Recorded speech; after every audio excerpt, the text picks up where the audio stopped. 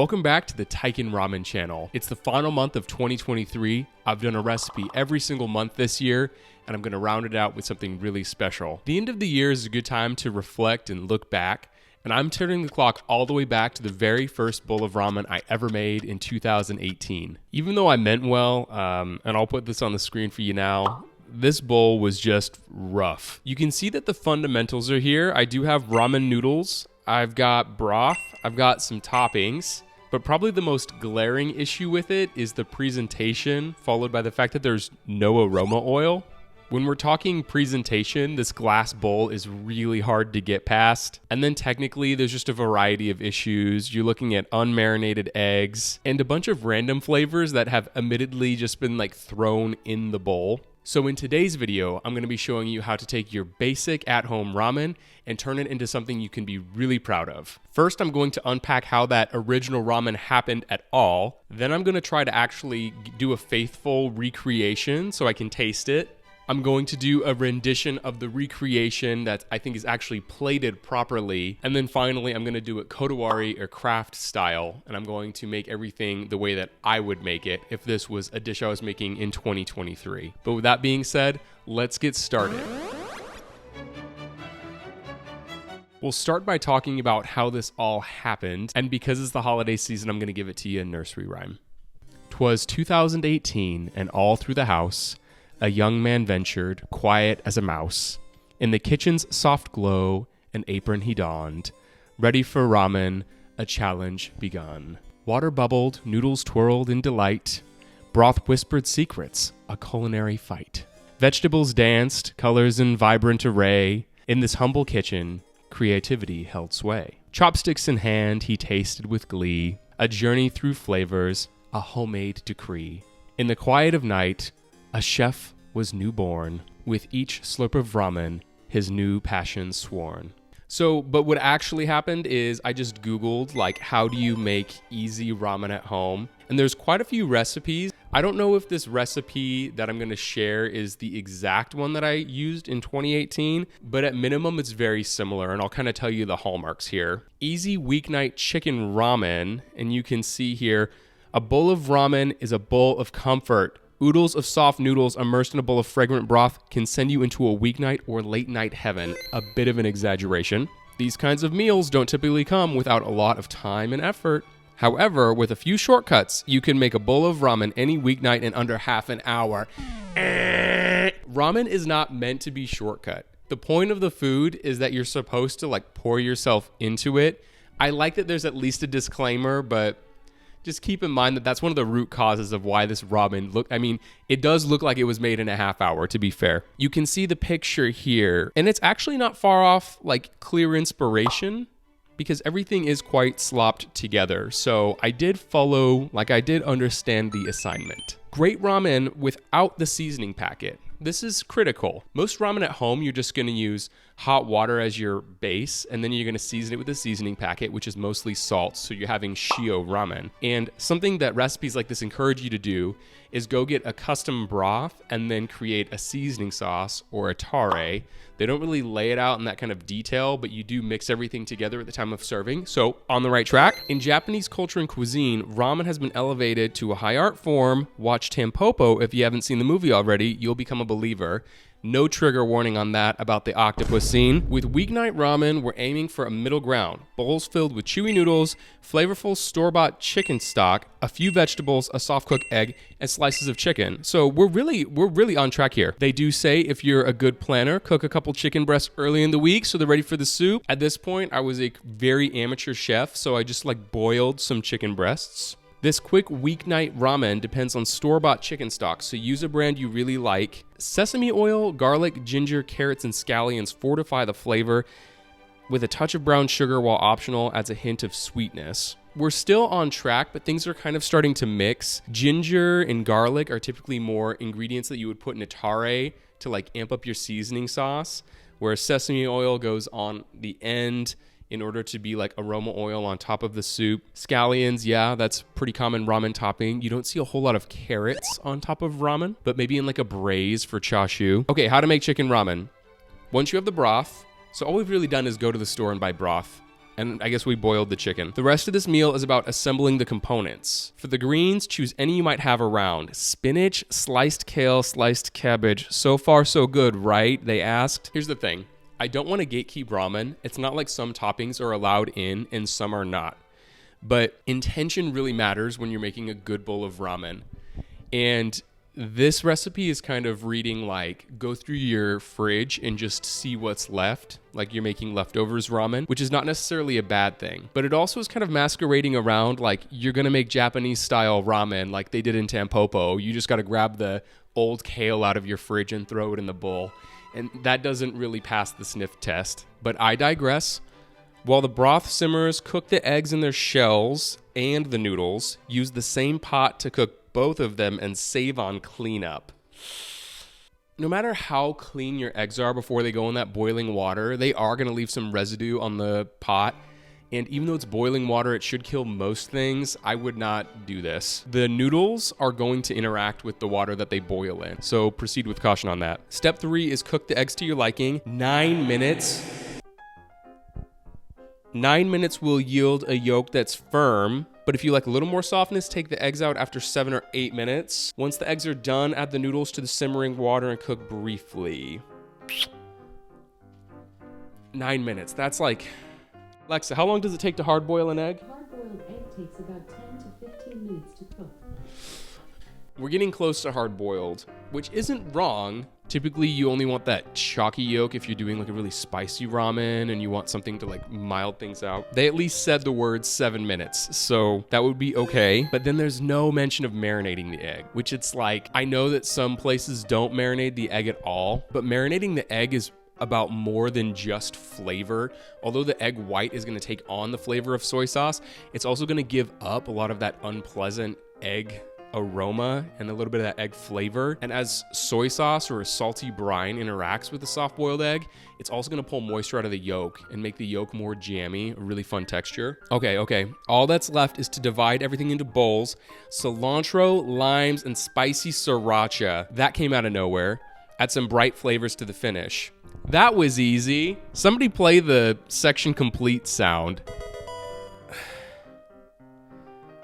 It's just killing me. And then down here in the ingredient section, they've got the oil as part of the broth. They've also got the scallions as part of the broth. Oh, everything's just kind of going in this broth. So I think that what's going on here is like pho and ramen are kind of being conflated. Pho being the Vietnamese rice noodle soup that's really famous for like how involved it is and how many components go into the broth. In the end, I think you're even cooking thin slices of meat in your pho broth when you like serve it to your customer. With ramen, it's much more compartmentalized. You typically have all of your components separate. They combine at like the 11th hour right before serving, and that makes sure that none of your flavors are diluting each other over time. Yeah, and this is so strange. We've got soy sauce as a garnish, handful of cilantro, leaves removed, and lime wedges. So cilantro and lime, it's like, I think taco night. I suppose a lot of Americans do have like a taco night once a week, or maybe once a month. So you might have those things in your fridge. But anyway, the whole thing just lacks intention. I am gonna recreate it and just see how it tastes.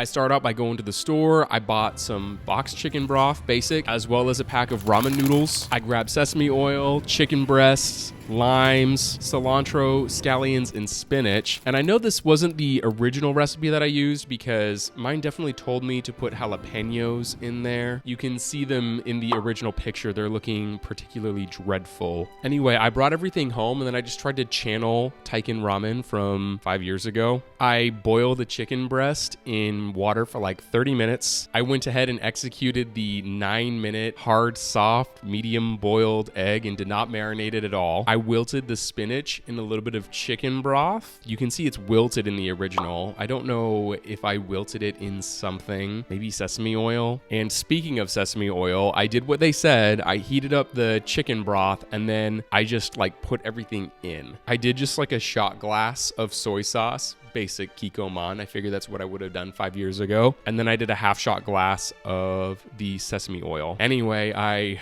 rough chopped the jalapenos and green onions. and then I boiled the noodles to the package instructions. And this is where it gets really painful. I grabbed that clear glass bowl that I still own for some reason. I started with my combined broth, soy sauce, and aroma oil mixture, and then put in the packed noodles. After that, I just sort of like slopped in my boiled chicken after I shredded it, and then the thick cut scallions, followed by the spinach and cilantro and jalapenos. A nice big squeeze of lime for some reason. We're going south of the border.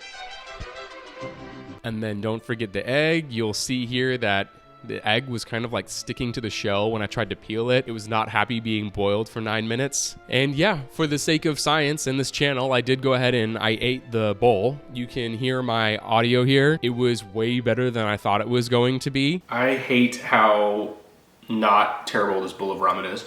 There's like a holy trinity between chicken broth, shoyu, and toasted sesame oil. Those three just like have this synergistic effect. But this was like a really good lesson learned that maybe sesame oil belongs in my cooking a little more. There's no denying that there was a lot of interesting flavors going on. There were good flavors. Because the chicken was shredded really thin, it did take on a lot of the flavor of like the salty soup, so it wasn't that big of a deal that it was unseasoned. But yeah, it was fine. It was just fine. You obviously wouldn't get away with any of this in Tokyo or in a restaurant or anything. But if you're just going after the food that you have in your house and you want to elevate it with a pack of noodles, like, it's fine. That's what I did with my Thanksgiving leftovers if you watched the last video. And I really did try my best with the recreation to like place things in the bowl like they were placed originally, including using my metal chopsticks from Korea. But look at her go. I don't know how I made the broth opaque in the first attempt in 2018, and quite frankly at this point I don't want to know. With that recreation done, the next step is I'm going to show you how you can take those same like low effort components and then turn them into a bowl of ramen that at least looks worth its salt. It has been scientifically proven that when your food looks better, it tastes better. So no one will ever change my mind. Plating does matter. Plating matters. Step one to fixing this atrocious looking ramen is to get a proper ramen bowl. I don't know why the glass is so awful. Looking through the side of a bowl of soup, it feels like you're looking inside somebody's body, like you're looking at someone's internal organs or something. It just feels very wrong. So you definitely want some kind of a ceramic bowl if you can help it. I like a basic ceramic white bowl because it just doesn't really distract from the ramen too much. This flared edge helps you to slurp the soup out. The next step in the recreation is that I kept the aroma oil out of the broth, and then I only simmered the chicken broth and soy sauce. Then I added the noodles, and something that's really prominent in ramen is you'll see the noodles are like picked up and folded over in the bowl before they're served. Organizing the noodles just makes the dish feel very intentional. After that, rather than shredding chicken, I cut chicken breasts into crosswise slices. I put 3 of them in a little blooming pattern in the top left of the bowl. I did wilt my spinach, and this time I arranged it into a little ball, and then I used that ball of spinach to cover an imperfection in one of the shapes of the top chicken breast slices. Next were the scallions. I used only scallion greens, and I chopped them as finely as I possibly could, although I did crush them a little bit. Then was the egg, and the egg was really not good. So the only way that I could fix it was just to put half of the original amount in, which was fine because the bowl was already pretty crowded. Next, I very carefully arranged some thin slices of jalapeno, followed by that half shot glass of the toasted sesame oil, this time put very gently on top. You can see it makes the soup look really glassy and clean. Then rather than lime wedges, I did a lime wheel, so a crosswise slice of that. It really shows off how cool the inside of a lime looks, followed by a couple of giant cilantro leaves. This time, put right in the center of the bowl as a very obvious garnish, and I'll put the 2 bowls side by side here. It's obvious which one I would choose. And now we're ready to move on to the final phase, which is to take the spirit of this ramen and then turn it into something that I would actually be proud to promote on this channel. So we've already said that the flavor combination was not bad. So what I'm gonna do to try to fix it is make 2 things. First, an infused tare that captures a lot of the flavors in a seasoning sauce. and then second, an infused aroma oil using the same flavors from the tare. That's gonna make the bowl, first of all, smell like the flavors really intensely, and then when you dig in, it's gonna be a really sophisticated and elegant presentation of the flavors, as opposed to just like ramen nachos with a bunch of stuff on top. That's gonna allow us to edit down what goes on top of the bowl. The only component that's definitely not making the cut is the spinach. It drove me crazy and it just didn't have a place in this bowl. Whereas a bowl of ramen that has cilantro and lime and jalapeno, I can at least be like, okay, this is like a south of the border, maybe a Tex-Mex style at-home ramen. So let's tackle those two things first. It's actually a very similar process for both. Into a stovetop pot, I put my soy sauce. I only used 1 cup of basic kikkoman in the spirit of the bowl. After that, I squeezed half a lime, rough chopped 1 jalapeno, 1 scallion, a few sprigs of cilantro, and I set that to a bare simmer, and I just let that simmer on low heat for about 30 minutes. Once I was done, I strained out all the solid components, and I had a pretty basic and easy to make tare. For the aroma oil, I started with 1/2 cup of toasted sesame oil, and then added in the other half of that lime's juice, another jalapeno, a scallion, a few more sprigs of cilantro, and then I just fried that up at about 280 degrees, and again, that also fried for about half an hour. Because the store-bought chicken broth and ramen noodles were just fine, the combination of that broth,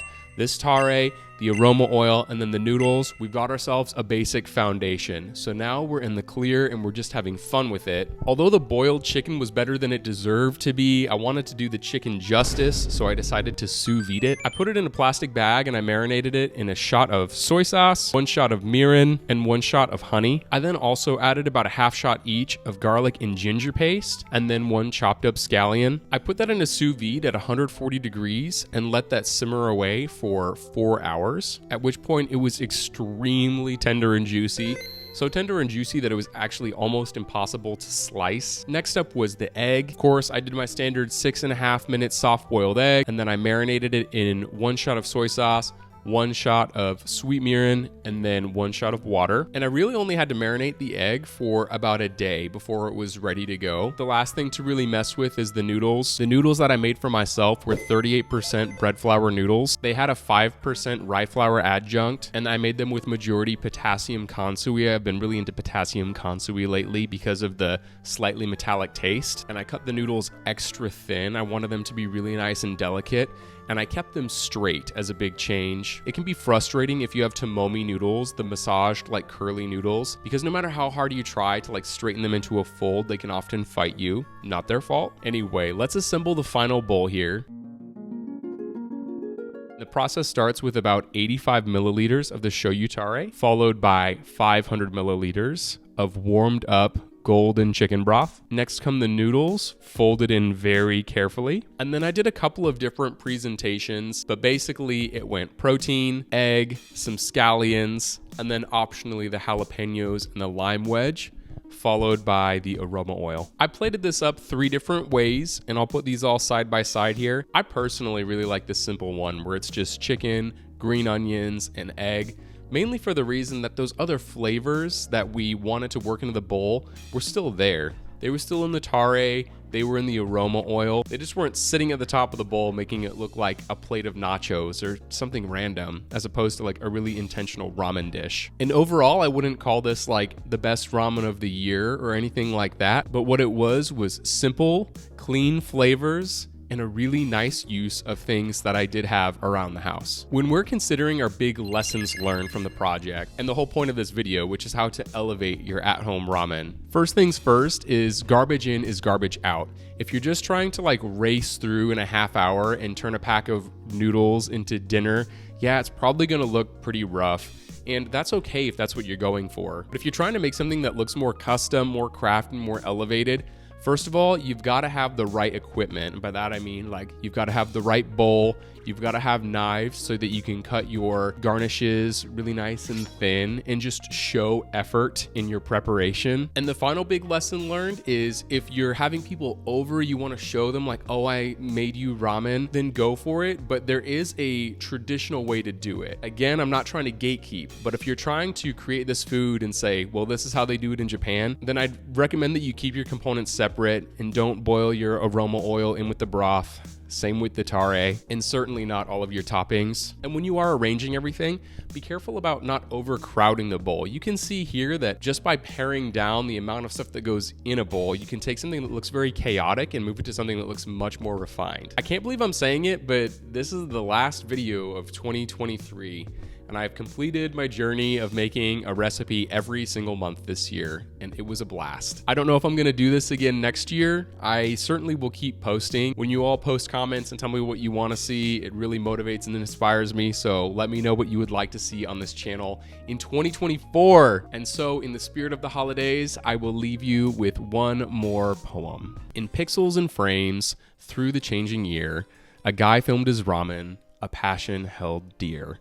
From snowy January to December's glow, his lens captured noodles, a flavorful show. In kitchens and streets, his cameras did roam, telling tales of ramen, each bowl a poem. Chopsticks in hand, he savored delight, a year in videos of culinary might. Thanks so much for watching. I'll see you next year.